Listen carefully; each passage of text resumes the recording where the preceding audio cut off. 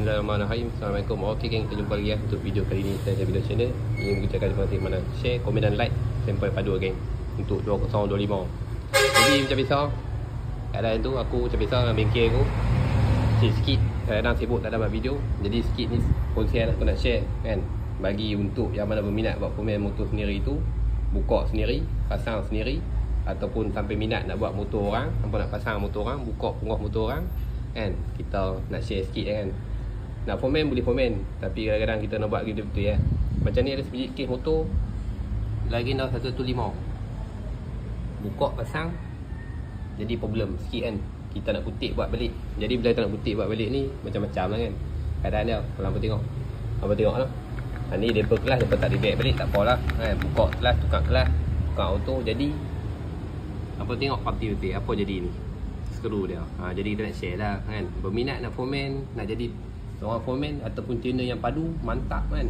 Jadi apa kena buat betul ya kan. Tengok ni kencing, jadi skru dah jadi guni rosak. Video ni bukan dekat aku buat lah, tapi banyak lah orang buat cerita kan. Sejak aku buat bengkel dah hampir 1 tahun, 2 tahun, hampir 2 tahun, macam-macam aku jumpa pasal motor. Aku buat motor customer, semua melibatkan komen sendiri.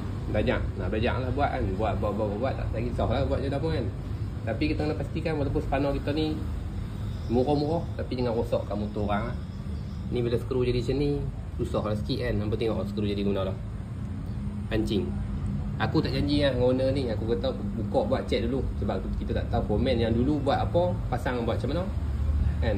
Skru dah pancing ni secara automatik takkan ketat lah. Ni dalam ni tak buka lagi kan. Tak buka check lagi keadaan macam mana. Ni aku buka pasang, buat balik pun tak tahulah boleh di sempurna macam mana.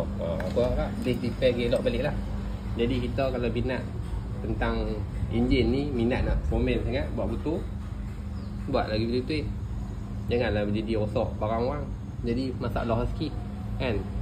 Mana-mana yang minat nak buat motor, tak kira lah model apa pun kan, Legenda ke, Yasuku ke, Y-Suku ke, RS ke, apa saja jenis motor lah, kita buat lagi betul-betul kan. Jangan pandai-pandai buat kepala. Kita buat kepala ni payah cerita lah kan.